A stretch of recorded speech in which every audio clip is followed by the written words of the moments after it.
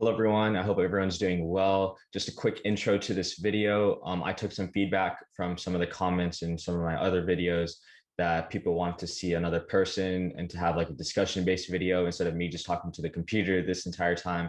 So I did bring on a guest who'd be speaking with me about Chargers football and about football in general. So I hope you guys enjoy.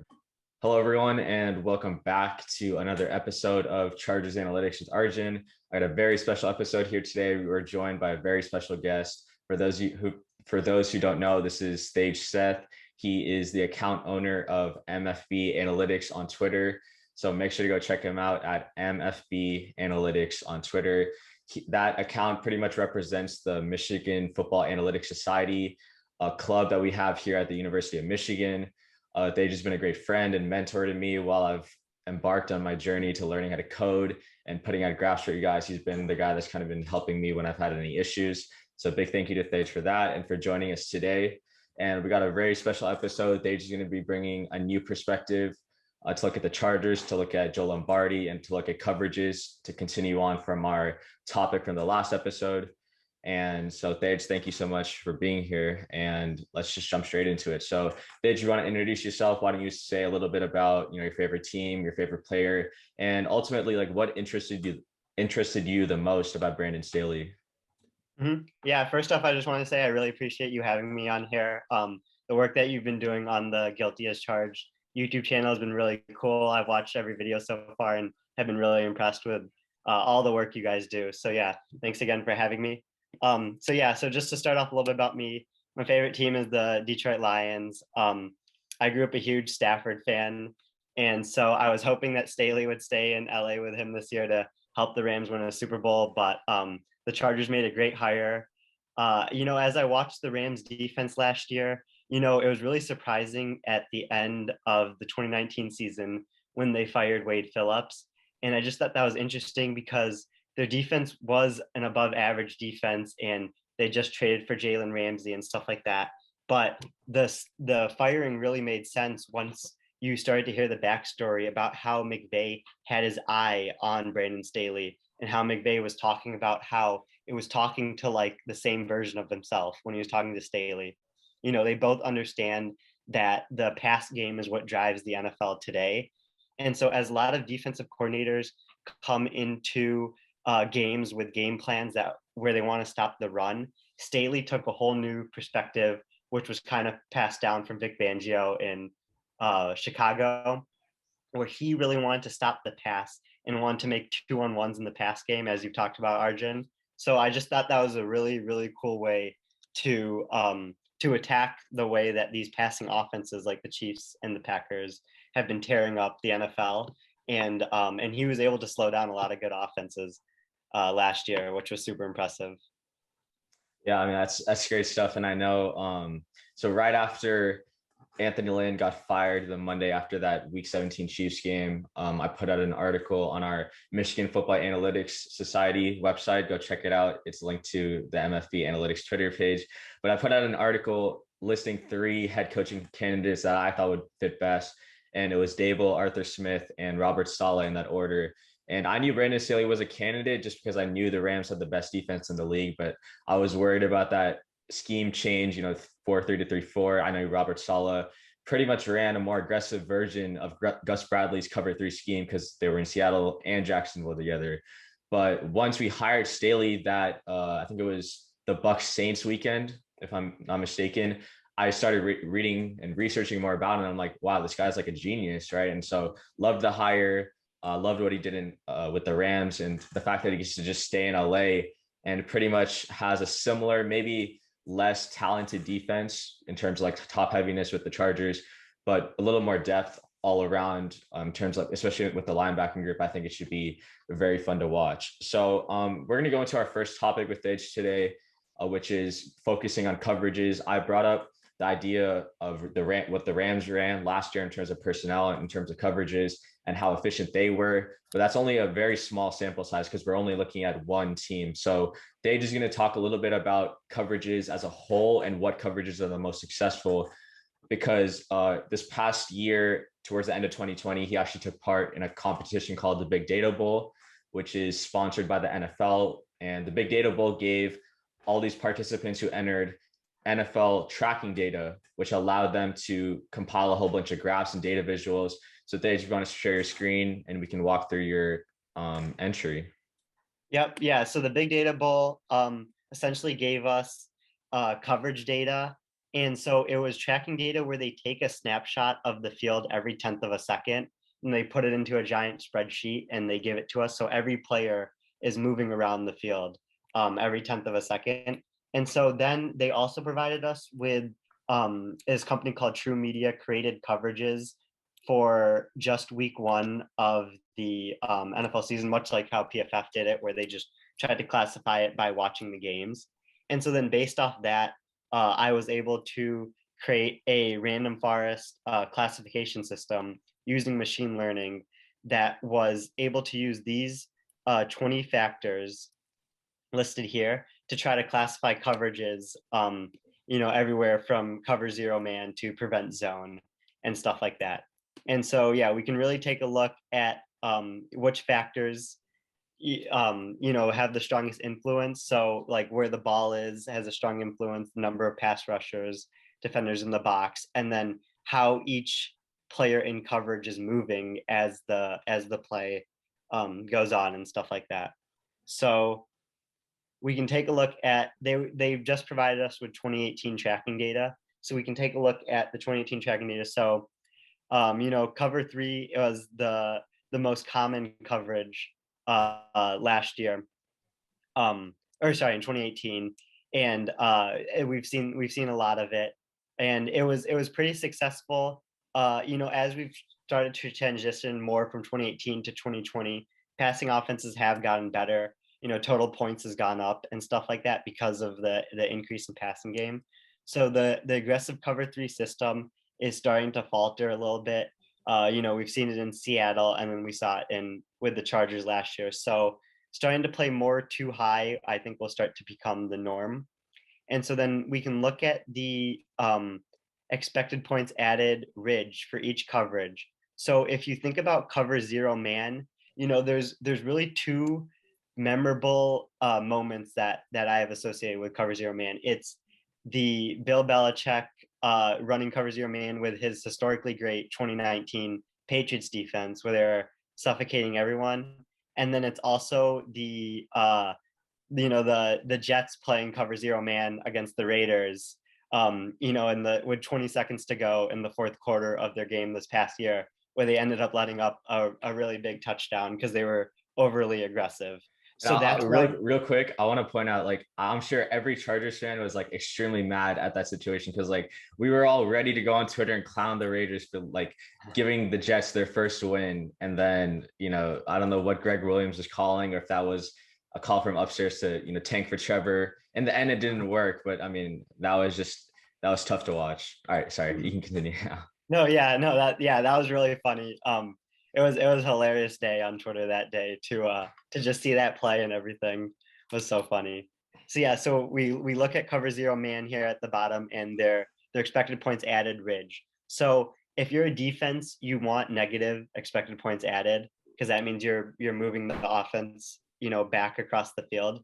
So we can see that there's a lot of plays where cover zero man has negative plays, but there's not much in the middle, and then there's just a super wide range of outcomes when it comes to cover zero man. You can let up a big play, or you can make a big stop. So if we look at some of Staley's two high coverages, these are outcomes here where cover two man, cover two zone, and cover four zone, where you kind of know what you're getting out of them. So like, which is big because when Staley sets up his defenses, he doesn't want to let up the big play in the passing game. He mentioned in the article in The Athletic that he's okay if teams keep running up the middle against him.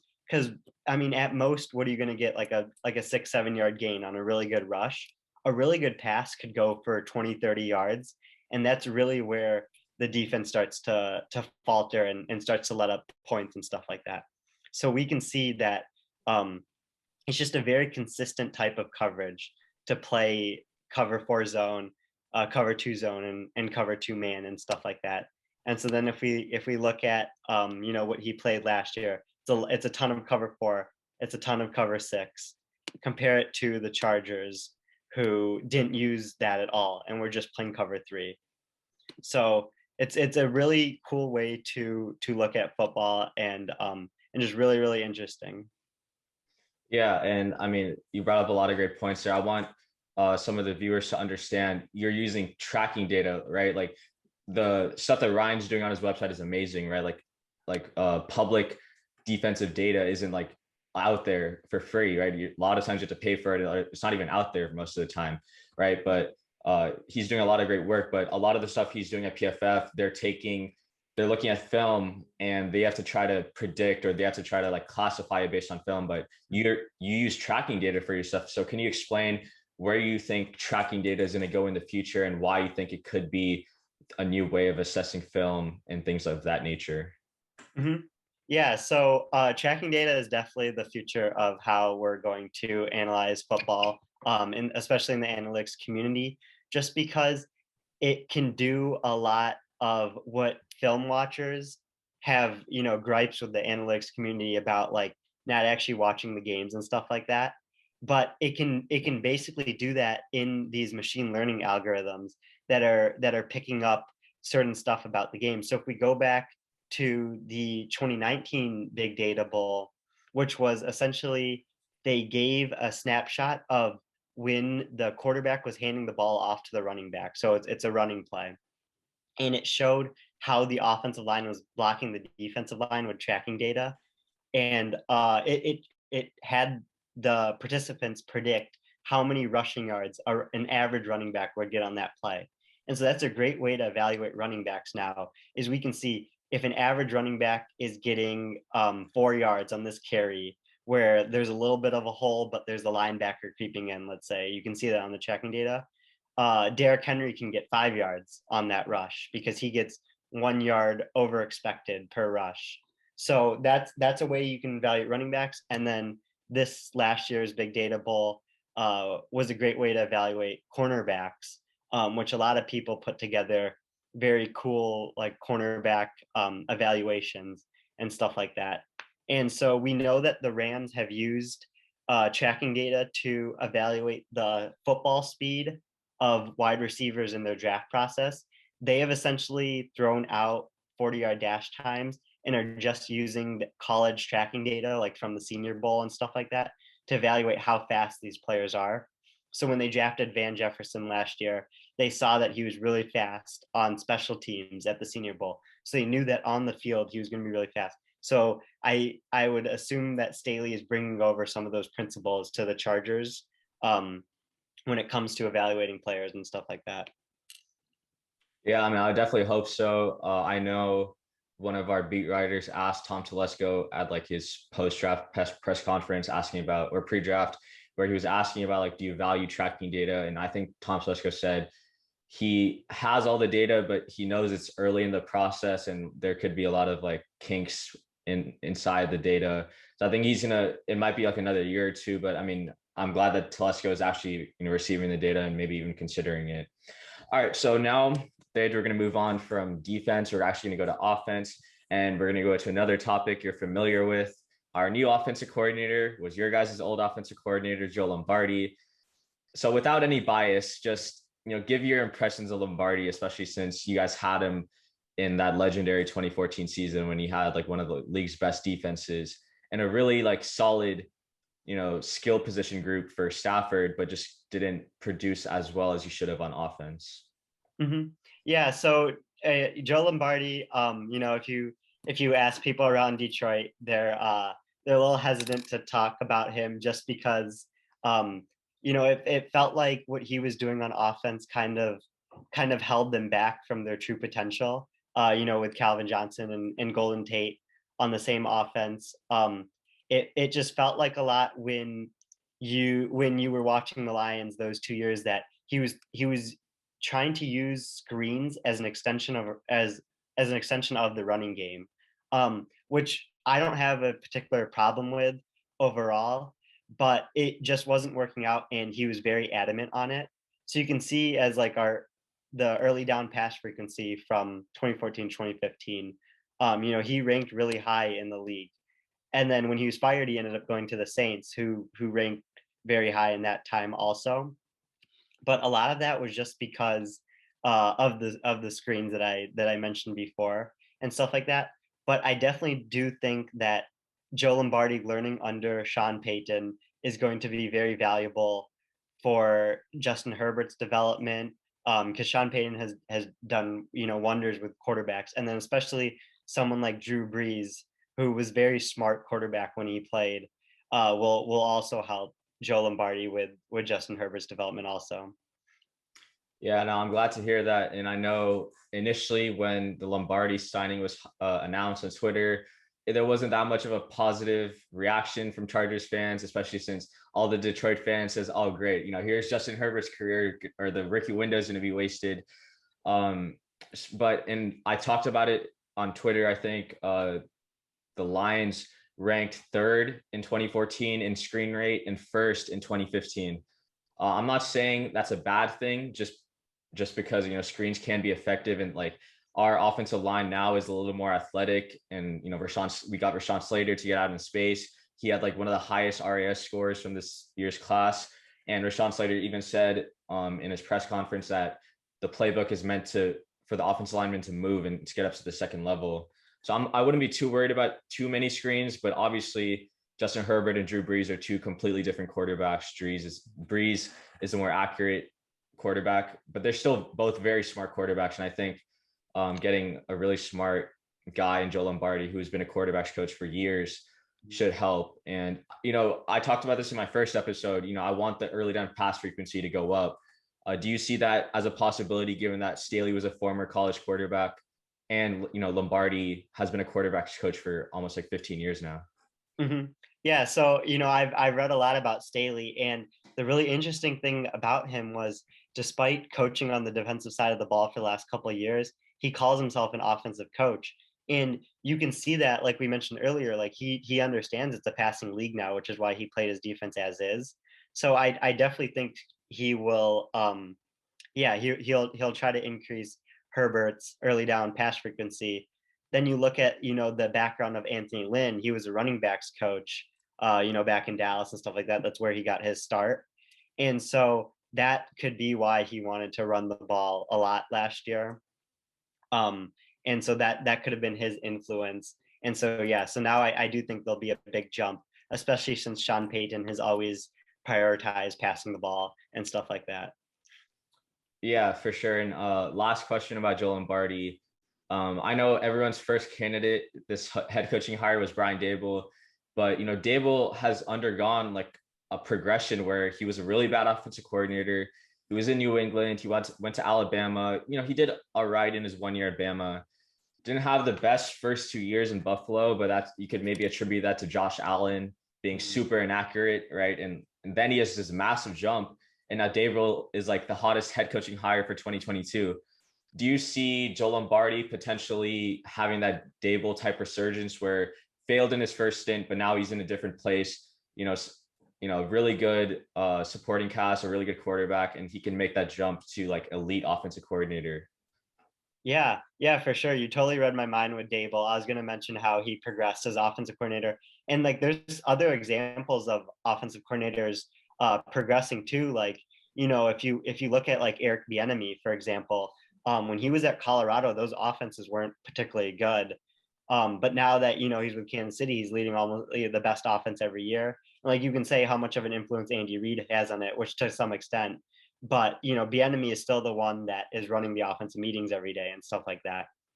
And then you can look at Darrell Bevell, for example, adjusting his system as an offensive coordinator when he started in Seattle during the Legion of Boom days with a young Russell Wilson.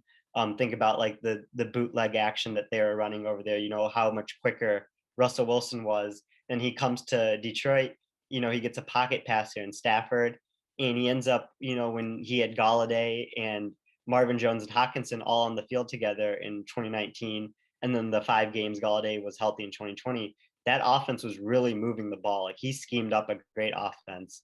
And yeah, I'm sure he'll do well in Jacksonville with Trevor Lawrence. So yeah, so you can definitely see offensive coordinators progress and change their system. And at the end of the day, that's what the NFL is about. it's a rapidly changing league.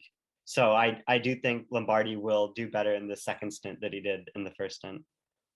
Yeah, and I mean that's great to hear. And to wrap up our episode, I'm gonna ask you this final question.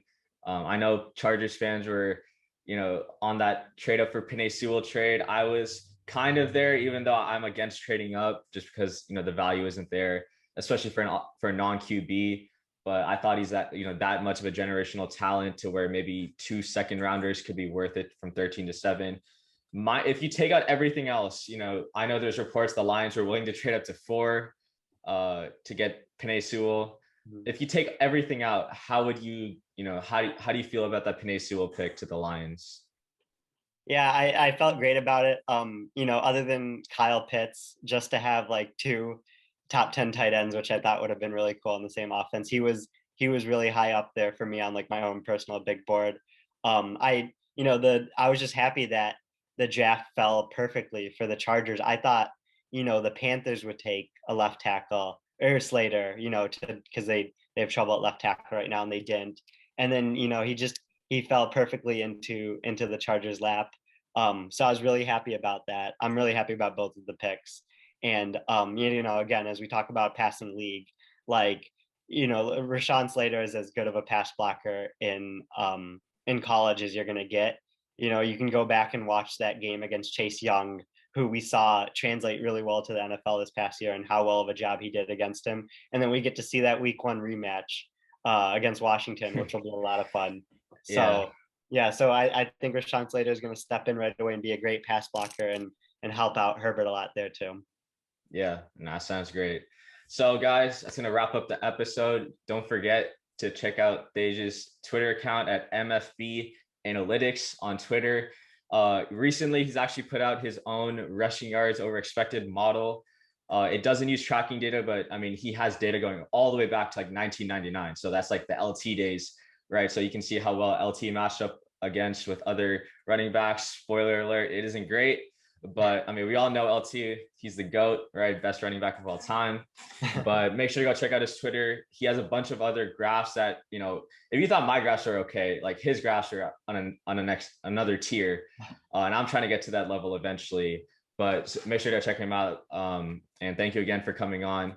And guys, don't forget to like and comment any topics you want me to go over. I'm going to start getting to those this month and put out some videos about potential topics that you guys want me to talk about. And with that, as always, bolts up.